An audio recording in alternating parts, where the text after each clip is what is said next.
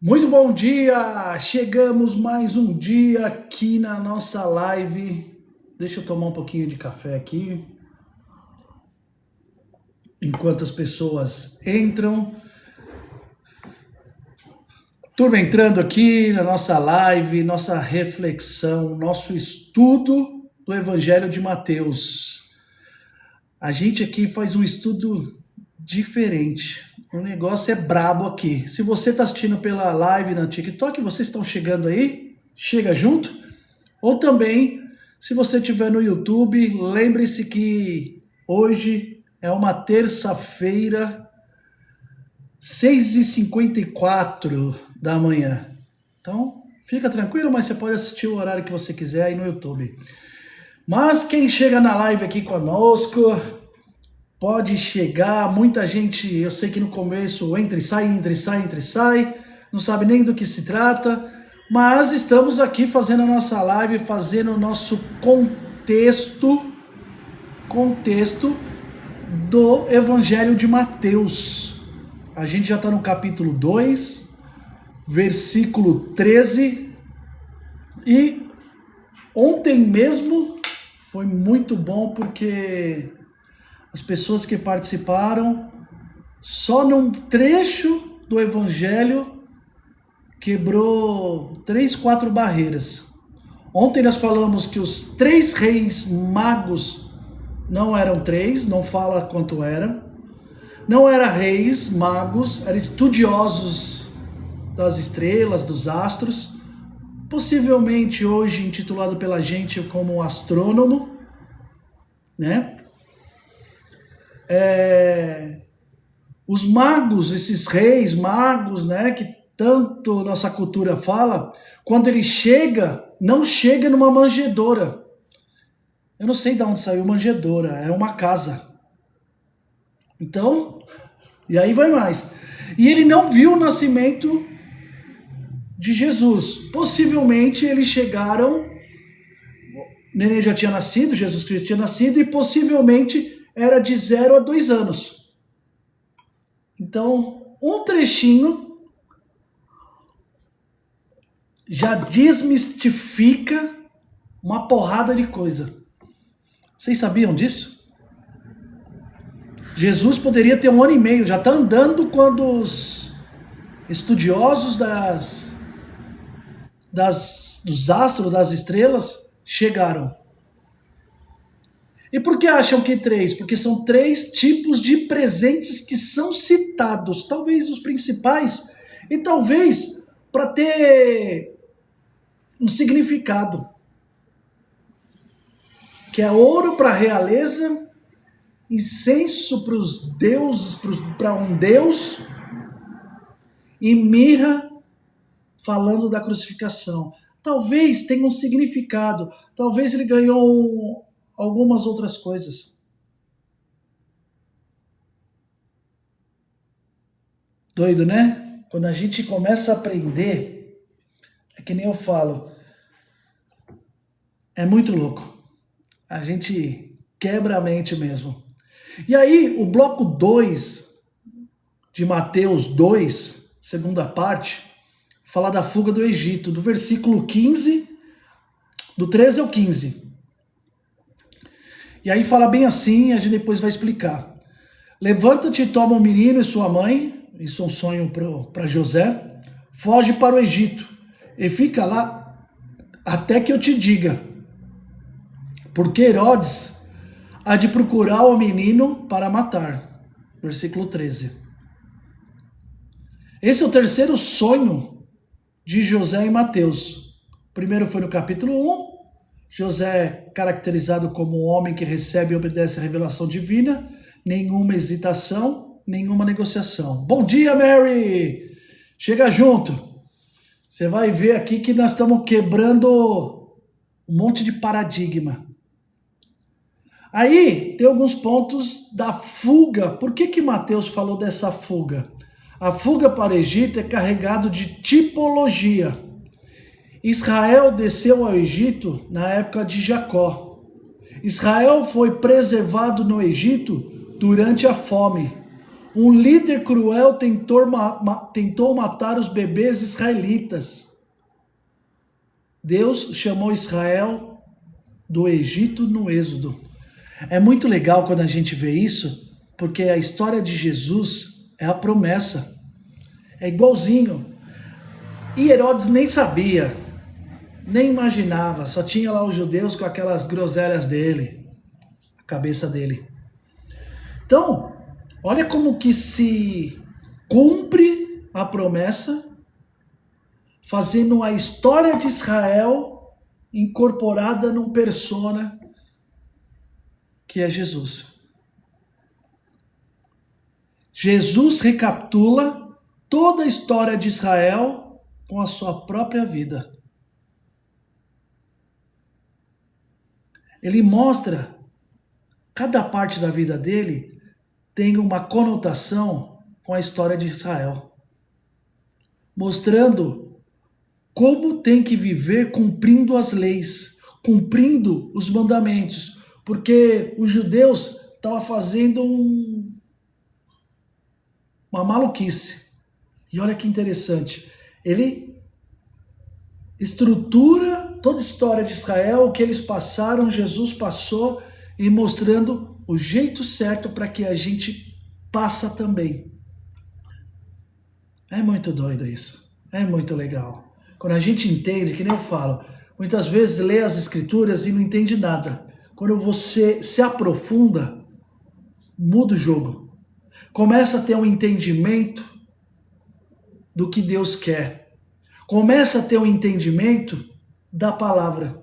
E não fica brisando, porque na internet os caras pegam trecho da Bíblia e faz um carnaval. Quando você estuda certinho, aí muda o jogo.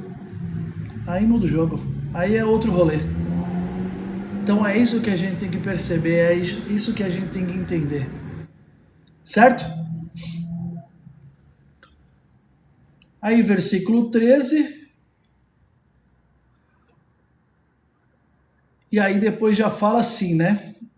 Deixa eu pegar aqui. Então, José se levantou no meio da noite, pegou a criança e a mãe e picou a chinela. E eles ficaram até lá, até a morte de Herodes. Isso aconteceu para cumprir o que o Senhor tinha dito por meio do profeta. Eu chamei o meu filho que estava na terra do Egito. Aí é brabo, hein? Cadê esse trem? Aqui. Chamei o meu filho que estava na terra do Egito. A citação é de Oséias 11:1. Então, que nem eu falei, toda a história de Israel se cumpre em Jesus. Do Egito chamei o meu filho. O texto original, Oséias fala sobre o êxodo histórico de Israel. Mateus aplica o retorno de Jesus do Egito, isto é, tipologia, um evento histórico real que refigura um cumprimento maior. Israel foi filho de Deus de forma corporativa e falhou. Jesus é o Filho de Deus de forma única e perfeita e ele recapitula o caminho de Israel e o faz corretamente. Onde Israel falhou no deserto, Jesus vai vencer. Lá em Mateus 4.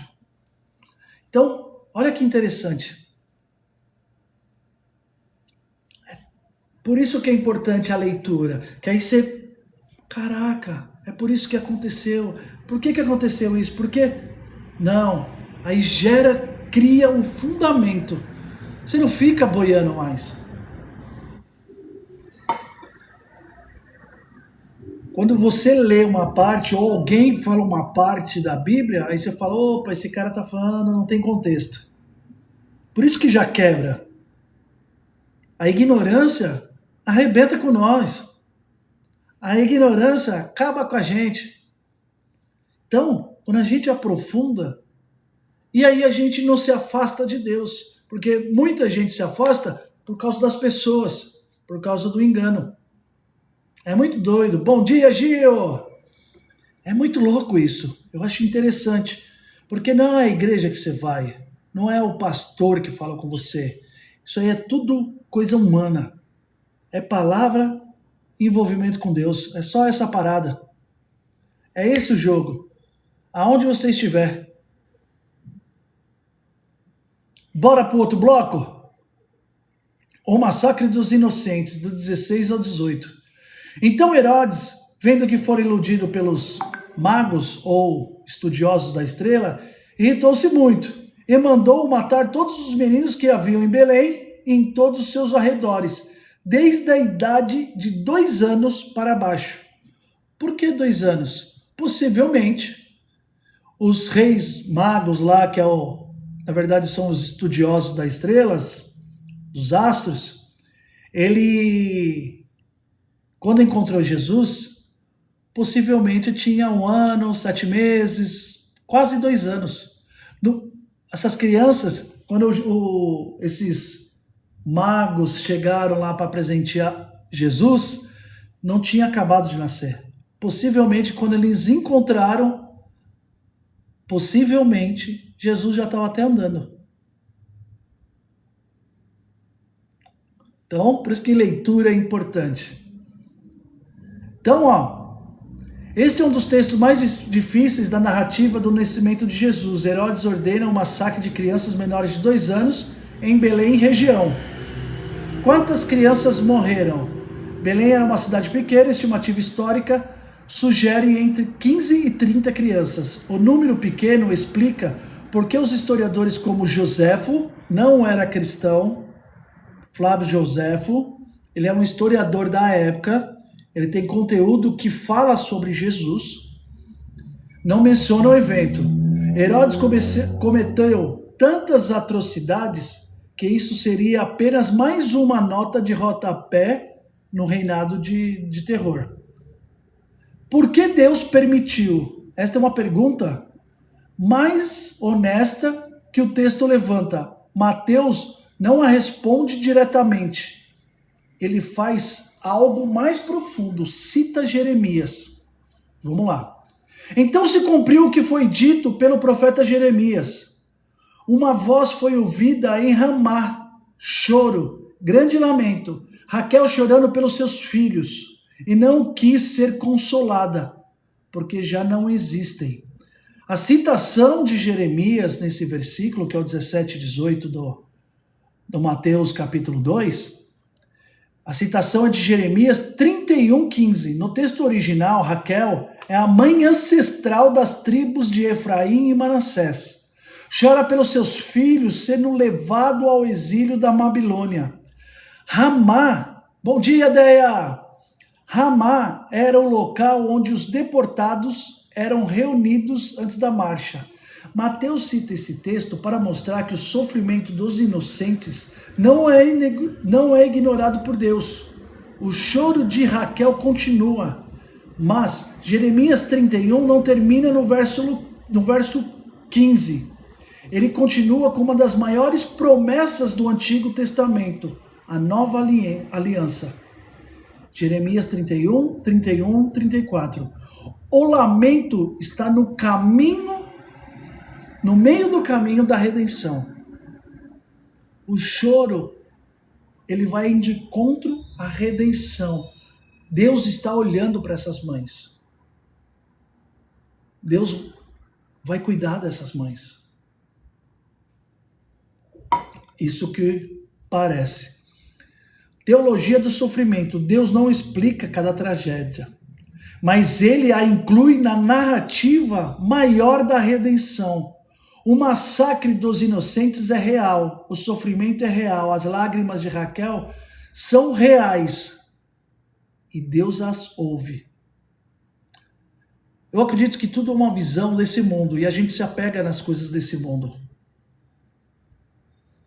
A gente nunca vai saber aqui o que vem depois, que é o paraíso. Claro que a gente faz perguntas humanas sobre, poxa, aconteceu isso. Eu entendo também que Deus cuida dessas pessoas. Ele só não se não for para uma demonstração ou deve ter uma visão maior que a gente não consiga enxergar, ele não vai mexer nas estruturas que ele mesmo criou, que é a estrutura do mundo, do livre-arbítrio.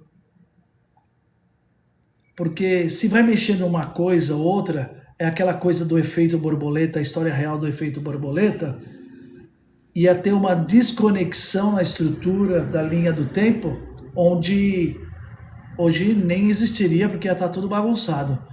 Então acho que tem uma visão que é divina, que não mexe nas estruturas do mundo, e quando fala-se de sofrimento nesse mundo, é nesse mundo. Eu tenho uma teoria para mim, que alguns sofrimentos desse mundo é como se fosse um dia para a eternidade. Quanto você sofreria um dia para depois viver a eternidade da melhor forma? Eu não sei se é certo ou errado, mas é uma coisa que eu mesmo acredito. Mas é bom que eu estou estudando para que eu tenha uma revelação de um conteúdo mais amplificado, né? Então é por isso que a gente busca. A gente não tem certeza de nada. E muitas coisas também não nos é. Ô Lucas, chega junto, rapaz, meu irmão. E muitas coisas é para nossa evolução. Tem coisas que são mistérios de Deus mesmo e tá tudo certo, né? A gente é humano. Bloco 4 e o último aqui de hoje. O retorno e ida para Nazaré. Mas depois que Herodes morreu, eis que o anjo do Senhor apareceu em sonho a José, no Egito, dizendo: levanta-te, toma o menino e a sua mãe e vai para a terra de Israel, porque já morreram os que procuravam a vida do menino. As palavras, é muito legal isso, ecoam sempre a história de Israel. O que aconteceu com Jesus, numa versão única, ecoa a história de Israel. As palavras do anjo ecoam Êxodo 4:19, quase palavra por palavra. Volta ao Egito, porque já morreram todos os que procuravam tirar a vida. Deus disse isso a Moisés, quando era seguro voltar ao Egito. Mateus está desenhando um paralelo sobre o assunto. Jesus é o novo Moisés. Isso aí você já ouviu falar, eu acredito. E a demonstração está aqui na palavra. E aí, continuando. E foi morar numa cidade chamada Nazaré, para que se cumprisse o que foi dito pelos profetas. Esse começo é só para mostrar, e Mateus foi muito direcionado por Deus, para mostrar, só para cumprir a palavra. E ele sempre fala, ele foi para cá para cumprir o que o profeta falou ali. Essa aqui, para cumprir o que foi. Isso aqui, para cumprir o que foi. Você entende que Israel, quando Deus criou Israel, foi um demonstrativo de uma estrutura para a gente viver e depois personificou. Hoje a gente fala de persona, né? Quando a gente vai criar uma estrutura, a gente tem uma estrutura base de persona de Israel, dos filhos de Deus. Deus deu o seu próprio filho para a gente copiar o filho perfeito. Mesmo a gente sendo pecador, ele deu esse presente para nós. Para ter a salvação, o véu se rasgou, a gente agora tem o direito e a proximidade a Deus. E 2, para a gente ter um modelo a seguir. Simples assim. E foi morar numa cidade chamada Nazaré, que se cumprisse o que foi dito pelos profetas. Ele será chamado de Nazareno. Essa citação é a mais enigmática de Mateus. Não existe profecia explícita no Antigo Testamento dizendo que ele será chamado Nazareno. Mateus citou isso. 3 principais interpretações. Olha que legal quando a gente aprofunda. Por que Mateus falou ele vai se chamar Nazareno? Qual que era a ideia dele? Já que ele falou que cumpriu uma promessa. Primeiro, conexão com Netzer, ramo em hebraico. Sairá um ramo, Netzer, do tronco de Jessé. Jesus, o Nazareno, seria o Netzer, o ramo prometido. 2, referência 2. Referência ao Nazireu, número 6, lá em Números. Consagrado a Deus, Jesus era separado para Deus desde o nascimento. Então, 2. 3. Cumprimento do Espírito dos profetas. Não é um texto específico, os profetas previram que o Messias seria desprezado. Isso em Isaías 53, 3. O Nazareno era sinônimo de desprezo. A cidade já era meio zoadinha, né? Não sei se é João, João 1,46, de Nazaré pode vir alguma coisa boa? Isso, lá em João fala. Então, Nazaré era uma cidade zoada. Então, provavelmente, era para explicar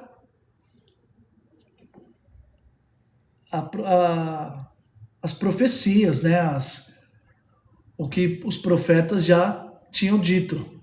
Então, Nazaré era, que nem aqui, ó, tá se falando assim, ó, Nazaré era uma aldeia irrelevante na Galileia e desprezada.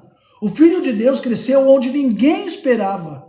Deus consistentemente habita nos lugares que o orgulho humano descarta. Olha que da hora. Olha que como a gente, quando pega o contexto, o negócio explode na nossa cabeça. Por que isso? Por que aquilo? Por que aquilo? Tá tudo lá. Se a gente ter uma visão maior, se a gente olhar diferente. E por que isso? Por que é legal olhar isso aqui? Porque olha que com Jesus tinha toda uma estrutura de destino. Para Jesus. Que base que a gente pode tirar isso? Será que para mim e para você também não? Será que a gente não tem um propósito? Quando a gente estuda, a gente busca uma base e dá um entendimento tão incrível. E a gente está aqui aleatoriamente. Talvez a gente esteja desconecto. Gerou uma desconexão com o nosso eu. Eu já falei algumas vezes aqui. Com a nossa verdade. Esses textos parecem históricos, mas quando você se aprofunda, dá uma percepção de, opa, peraí, tem uma coisa que eu tenho que fazer. E eu não tenho que escrever minha história, ser o mais conhecido do mundo. Eu tenho a minha missão única. Muitas pessoas que a gente provavelmente nunca vai conhecer, ele teve a missão dele e cumpriu a missão dele. Foi um bom pai, foi um bom marido, uma boa esposa, uma boa mãe, um bom irmão. Talvez é isso, quando Mateus explica para os judeus a missão e está revelado essas coisas, eu acredito que Deus também criou uma ideia para a gente.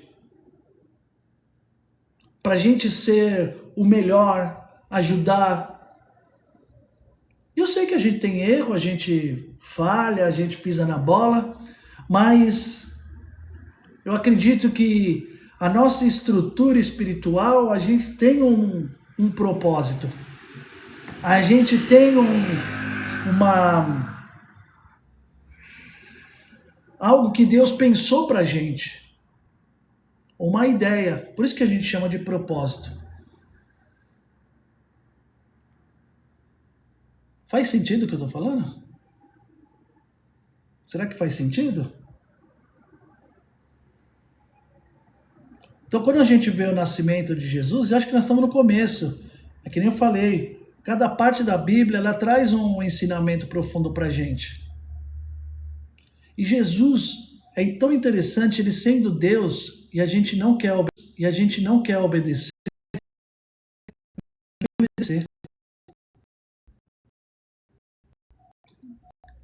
Jesus curava, ele tinha a estrutura de um corpo humano, e mesmo assim ele veio obedecer. E a gente quer que Jesus sirva a gente. Eu vejo muita gente que faz as promessas de 40 dias para Jesus e Deus ser um escravo, um garçom. É muito louco isso, né? Por que você está fazendo isso? Porque Deus vai me recompensar. Não. Você se recompensa. E você segue a Deus, você obedece a Deus. É só isso. Se conecta com Deus, obedece a Deus e você corre atrás do seu.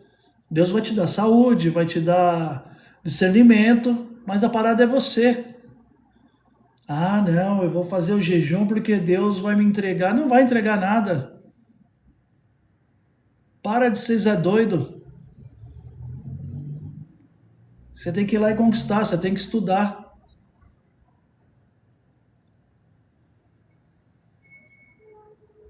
Deus vai te dar o quê? Concentração, persistência, desenvolvimento, estrutura. Então, é legal que a gente faça essa leitura, é uma macrovisão. Ou ser crucificado era muito legal? Não, era obrigação. Então é interessante a gente ver isso. Que mesmo Deus, ele seguiu o passo a passo, quando ele veio aqui na Terra.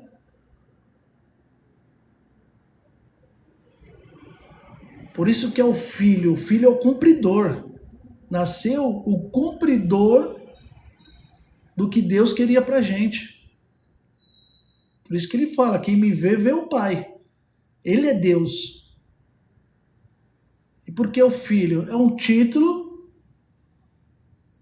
para vir até aqui e ser humano, fazer parte de uma estrutura que somos filho. Então é bem legal a gente ter essa percepção. E só o comecinho, né? Olha que interessante, só o comecinho de Mateus. Quero ver quando eu chegar na parte do... Tô falando isso bastante, né? Sermão do Monte. Que aí vai ser direto para nós. É o ensinamento de Jesus direto para nós. A parada é assim, ó. Segue esse rolê. Faz assim que vai dar bom. Você vai ter alguns desafios e tá tudo certo. Olha como é interessante. É isso. O milagre já foi feito. É a gente estar aqui. O milagre já foi feito. Agora é a gente seguir. É seguir. E acontece milagres no meio do caminho porque só seguir. Por isso que eu falo que é um manual. Novo Testamento para mim é um manual. Tinha que ser um manual do ser humano. Tinha que trocar o nome lá. Manualzinho. E quando a gente entende esses contextos, que é amplo, pronto. Pronto, destravou. Faz sentido? O pessoal tá até tímido aqui, não tá falando nada, mas tá de boa. Hoje também é um pouco mais rápido. Hoje eu tenho um treinamento de vendas com os meus clientes aqui, a turma. Tem aqui alguns pontos que eu vou mandar lá no grupo. E tá tudo certo, vamos para cima. E hoje aqui destravou algumas informações, né? Que essa parte do nascimento de Cristo é conectar com a história de Israel. Ontem foi mais destravante, né? Não sei nem se eu uso essa palavra, se existe, mas ficou bonita. Ontem destravou, né? A gente sabia informações que Jesus não estava numa manjedoura, quando os estudiosos lá que chamam-se de magos, trouxe os presentes, estava numa casa, ele não tinha acabado de nascer, poderia ter de 0 a 2 anos.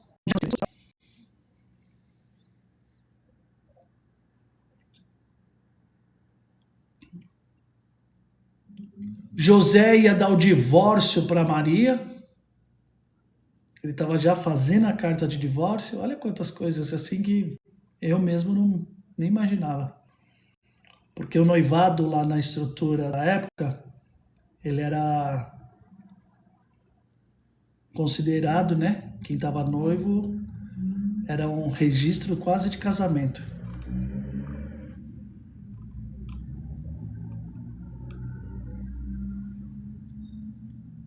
Top?